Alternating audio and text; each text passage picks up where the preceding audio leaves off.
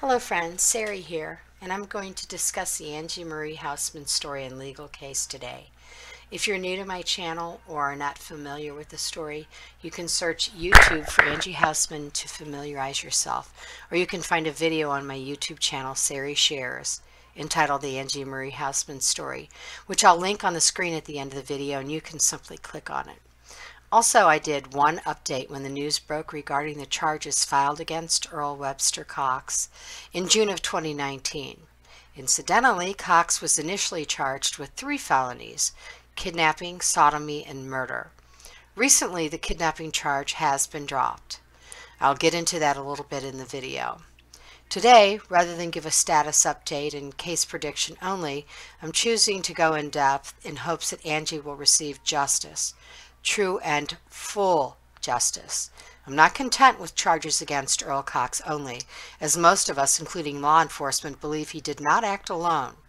What a travesty of justice this would be. Why can't we and why don't we give this innocent, sweet little girl in death what she deserves? Because God knows she didn't get the best or even a measure of what she so needed and so deserved in life. And it's glaringly obvious. Despite these facts, she sparkled and shone with optimism and love for everyone she encountered, regardless of what she was enduring. It's beyond tragic and heartbreaking. As I mentioned in my other videos, this case never garnered national attention, not a mere snippet, except for a connection to the Cassidy Center disappearance and subsequent murder, but was quickly forgotten as soon as the FBI reported the cases were not linked. Angie's story remained just a local tale of warning for children growing up in the 1990s and soon dissipated and faded from most memories except for her family, friends, and some law enforcement, and those of us in the community haunted by her murder and torture. Even today, even with the arrest and charge against a suspect 26 years later, there are still so many St. Louisans who've never even heard of Angie Housman. And I find this shameful and extremely disturbing. Adam Walsh, Jean-Benet Ramsey, Elizabeth Smart, Natalie Holloway, Polly Klaas, Madeleine McCain, and so many others were covered with countless broadcasts, podcasts, major TV, movies and productions, books, and even new laws and federal mandates bear these victims' names. Experts in all crime and psychology fields examined these cases, covered and rehashed their stories so often they became ingrained indelibly in our minds as the poster victims for all crimes against children. Now, I intend no disrespect, and in no way am I diminishing the vile and horrendous crimes committed against any of them. My question is this: why, when you have a victim such as Angie and a crime so egregious, so horrific, with details unlike any other crime, is it swept under the carpet to lie in obscurity, with droves of evidence, 150 pieces, just left to grow ice cold as the ice chips that encased her beautiful face and lovely light brown hair 26 years ago on that freezing November day? What about her? And her case wasn't compelling enough to draw national attention and a call to justice to bring these monsters off the street, forced to pay for their sadistic, unspeakable crimes. After all, I cannot think of any case that rivals the duration and the amount of torture that Angie endured. Was it because she didn't come from a demographic of socioeconomic, upwardly mobile suburbanites that resonated with consumers of true crime at that time? Please don't misunderstand me. There were, and there are law enforcement heroes that never forgot her and still to this day strive to bring her perpetrators to justice. And to them, God bless you and thank you. I realize the obvious. We all know how crime is. And right now, crime is off the charts. But all crimes, just like all criminals, are not equal. When a human being crosses the line and commits the unthinkable, the violation of a little child's trust, we are impacted to the very deepest recesses of our souls with outrage and fury. None fit this more apropos than Angie Marie Housman's story. She was a true innocent, failed by the adults in her life. I'm not blaming any particular individual or individuals responsible for her care, but rather a combination of unfortunate and avoidable circumstances. There was a poignant piece written by an anonymous author. Therefore, I cannot credit this author by name, but rather provide a link to the article in the description below this video. I'm going to read an excerpt to provide this author's perspective, a perspective that has been substantiated by multiple others, including law enforcement. The author pens as follows. In the quiet St. Louis suburban town of St. Anne, Missouri, a sadistic killer lay in wait. It was November 18, 1993.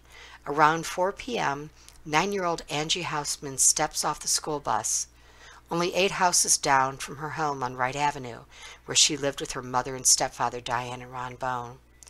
Angie was a 4th grader and attended Booter Elementary. The bus stop was at the corner of St. Gregory Lane and Wright Avenue, and directly across the street from Holy Trinity Catholic Church. Angie didn't have a set after-school routine. Oftentimes she was locked out of the home until a parent arrived. Angie was thought at times to be underdressed, unkempt, and bedraggled. She struggled to make friends and was quick to seek the attention of others. She was known to be outgoing and friendly, always smiling, starved for attention, many have stated, often approaching strangers to ask, "Are you my friend?" After departing her school bus, she sometimes quickly ran home, and other times she stopped to play with neighborhood children or visited local businesses to make new friends. She often spent time at Mary Ridge Park or Schaefer Park. On this day, Angie didn't stop to play with other children, and she never arrived home. She, along with her blue and white backpack, had vanished. 2 days prior to the abduction, a neighbor reported that she had seen a suspicious bearded man in a long coat in the area in which Angie would later disappear. Angie's PE teacher, Mr. Hunter, came forward just days after Angie's disappearance to report that on that Wednesday, Angie had told him that she would be taking a trip out of the countryside on Thursday with her uncle. Another potential witness reported seeing a suspicious man in a long coat standing next to a gold vehicle at Mary Ridge Park just minutes before Angie would exit her school bus. The witness was unable to get the man to look at her and was unable to determine if he had a beard. Others reported seeing a suspicious blue vehicle in the area around the time that had reportedly been following Angie's bus. Was this uncle, the bearded man, seen nearby? Well, Diane and Ron Bone deny any such uncle existed, nor had been any plans to visit the countryside on Thursday or any other day. Investigators believe that Angie willingly left in a vehicle. They believe she knew her abductor to some degree. They will not rule out the possibility that it was a stranger abduction because Angie was exceptionally trusting of strangers and eager to please new friends. For 7 to 9 days, Angie was held captive. She was bound, brutalized, bitten, tortured, and raped horrifically and repeatedly, possibly by one suspect or possibly by a group of suspects. On the 9th day of her abduction, November 27th at 10:45 a.m., bow hunters came upon a disturbing sight. A frail, naked young girl was bound to a tree with scraps of her own clothing. Her hands were bound behind her back with handcuffs and gray duct tape. Gray duct tape looped around her head, covering her eyes and mouth, leaving only her nose exposed. She had been gagged with a piece of underpants, possibly her own, prior to the taping. Her wrists had been slit horizontally. A deep cut traversed one thigh. She was covered in scratches, bruises, and abrasions. She bled from the horrific rape that had taken place throughout her captivity. Her long brown hair was intact and encased in ice. Piles of ice chips had formed on her body. Her clothing and winter coat was stuffed into a large trash bag along with a blue and white backpack full of her school books and placed 20 to 25 feet from her body. Missing was one button from her coat, a small white teddy bear button. I'll stop here. Now, once again, feel free to click on the link provided in the description to read this entire article. During the press conference on June 5th of this year, St. Charles prosecuting attorney Tim Lomar stated that they have reason to believe there were more than one person involved in this, but stopped short of expounding on the evidence and a reason they believe this. And I didn't expect them to do so. I suppose law enforcement was hoping Cox would implicate his partners and give up the others, but with his total denial and his pleading not guilty, there seems little chance of this happening. We know how counties conduct criminal cases. It's about getting justice, but at what cost? In other words, if they don't have the budget to devote around-the-clock time and attention to investigating every minutia of speculation and even some credible sourcing, they will settle with what they can prove. And that's why Cox's kidnapping charges were dropped. When the charges were dropped, many were optimistic with hopes that they had the others and arrests were soon to follow. I myself had a sinking feeling, which meant to me that the defense shared Cox's plan to plead not guilty, and as there's no evidence linking him to the kidnapping, they had to drop the charges. Now you may ask, well, then they think he didn't kidnap her. Well, that isn't true. Remember, it's not what they think or even know, it's what they can prove. The other two charges are credible enough as they do have evidence.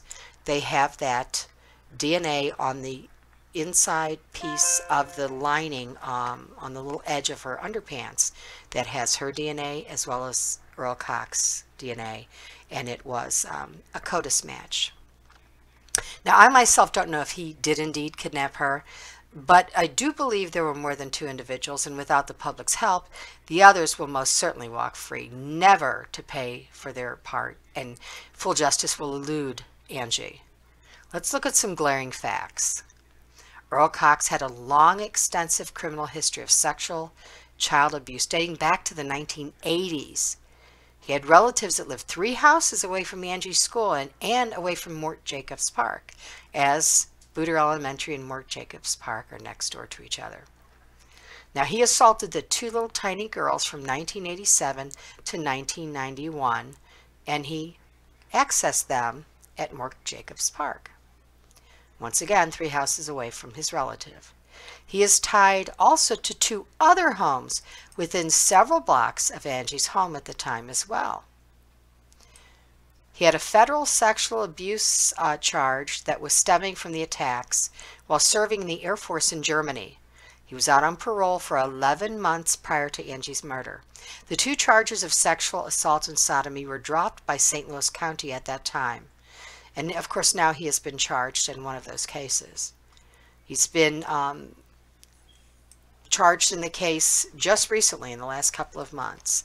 Now, had he been charged back then, Angie may still be with us. Now, if he was the sole perpetrator of her murder, she would definitely be with us. And I'm stunned that Earl Cox wasn't questioned in her case in 1993.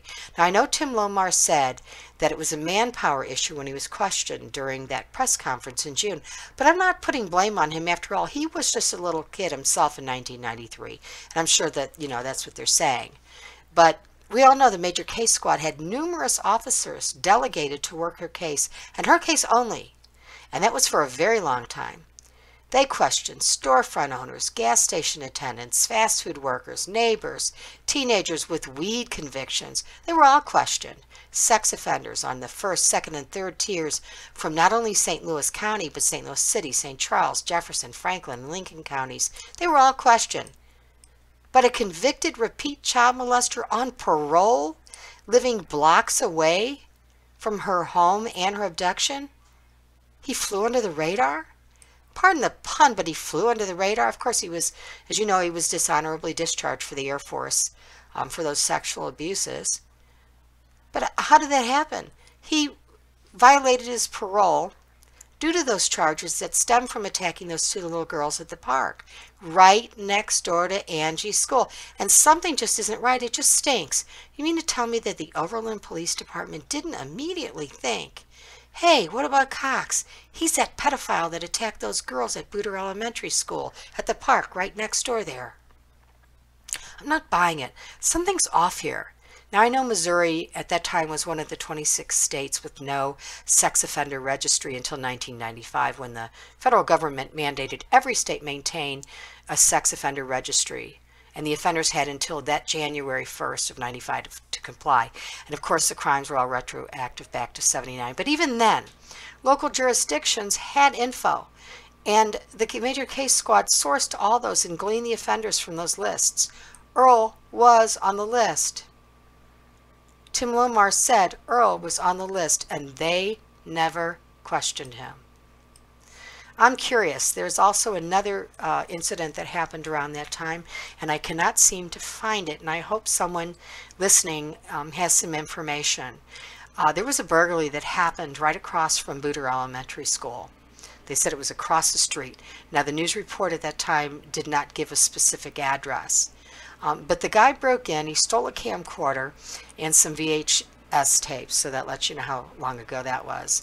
And he stole some other electronics and things as well.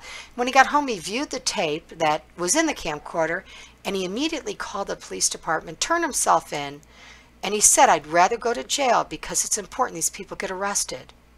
It happened to be the home of a couple, and they had been videotaping little children. Some were family members, and some were neighborhood kids.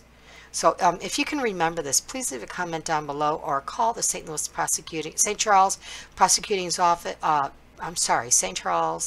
Prosecutor's Office. That's Tim Lomar's office, or St. Anne, and ask for Chief Jimenez. Now we'll get to Arousal Exteriors, and we all know about that, and that is the siding company that Earl used to lure young teens to work for him with the promises of large wages, and then he'd rub their legs while they stood on ladders working, and he took photos of them.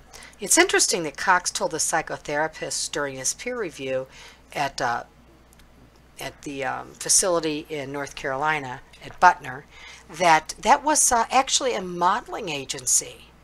Arousal Exteriors was a modeling agency, and that he ran it. Of course, we know it was a siding company. So this also brings to point what I wanted to talk about as well, that pedophiles have MOs, just like every other sexual proclivity that people have. So in other words, they have specifics. So they're interested in particular gender or age range. They act out fantasies in a particular way. So if you'll notice the Shadows Brotherhood that Earl had, the Lolita Lovers and Panty Raiders site, he was an administrator on that. They had various groups in which the sickos, could join, and they would join.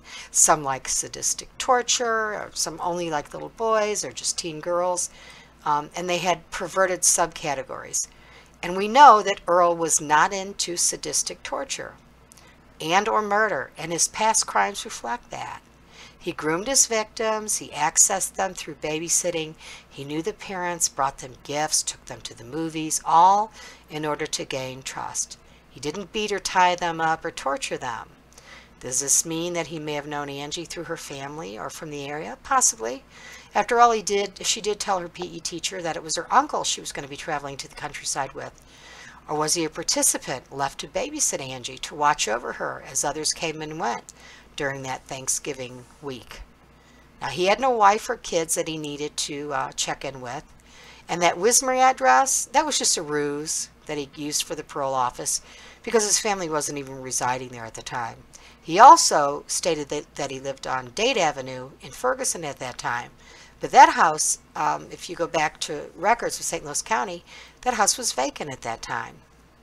So, it's up to speculation as to where he was living in 1993 in November.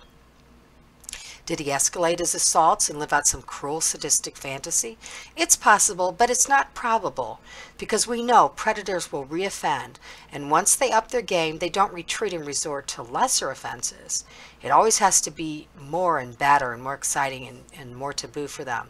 In other words, a peeping Tom will escalate to break in, and then maybe masturbate inside. Then next they'll break in and they might rape. Then they'll break in the rape and then they kill. They don't go back to peeping Tom. They're going to do the next biggest thing. So why no more crimes like Angie's? Ever. There never were. By him or anyone. There are no cases like her case, period.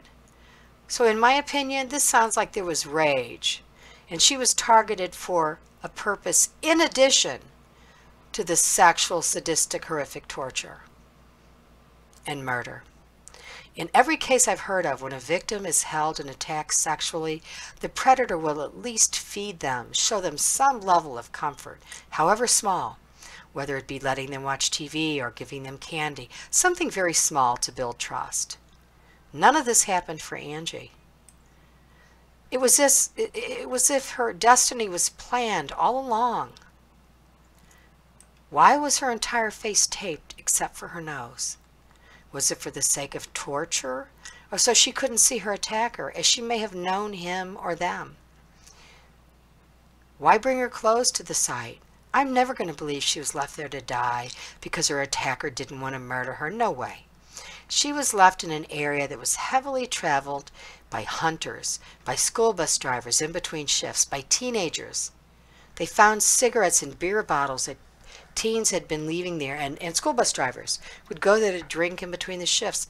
Come on now. And whoever left her there, they wanted her found. Also, I do not believe that she lived for days in sub-zero temperatures. It is physically impossible. And they said she was dehydrated and starved. If a human is dehydrated, they will go into cardiac arrhythmia and die. It's my belief all the marks on her wrists were from struggling, and that occurred in captivity wherever she was being held for those 9 days. When she died, her captor delegated, or he himself brought her and her belongings to the site, probably within moments of that. This is my opinion, of course. I also believe the fact that she was cut and stabbed in the leg was for photographs and possible video. I believe they can be found somewhere on the dark web. There exists somewhere verification and an account of all participants as an assurance of silence from all involved. I believe they agreed with some sort of pact. If anyone tells, they will suffer consequences. This also would explain Earl's possible silence. He does have siblings, nieces, nephews, so forth. He has them out there that he no doubtedly loves. I also wonder about another bit that happened, and we don't hear anything about this. I wonder about that 13-year-old boy they dubbed David. And he said he had a dream and told everyone at a trailer on Thanksgiving, less than a mile from the Miller School Road where Angie would be found, that she would be tied to a tree with her own clothing. Unbelievably, no one called the police from that trailer that day. Now, later on that night, a guest went home to her trailer and she called it in. The next morning, detectives visited David and he led them to where he dreamt she would be found. Of course, 3 days later, that is exactly where and how she was found. Of course, he didn't point out the exact tree, but it was in the area, very, very close to where she was found. So did he hear someone talking about their plans, what they were going to do with Angie? And then his mother was very upset. She was in the hospital suffering from depression. She was being treated, and he was home alone. He was 13, and his mother's boyfriend was not there. So they were angry that the police had spoken with him without their consent. Of course, they said that they were within legal rights. But he held tight, and he still stuck to his story, and he said he had that dream. I'm very curious as to where he's at. Have they talked to him again? Can they tie him to anybody else involved in this case or any other suspects? If he's out there, call in, reach out to me.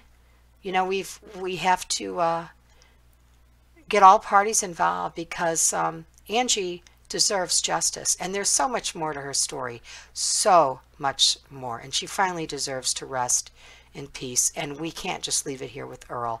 Earl's going to go back to, even if he's found not guilty, he's under the Adam Walsh mandate. He's going to go back to Butner, North Carolina. If he's found guilty, he'll go somewhere here in Missouri.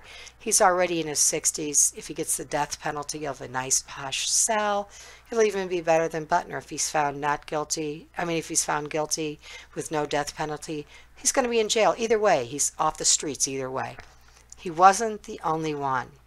So it's really important that Angie gets the justice that she deserves.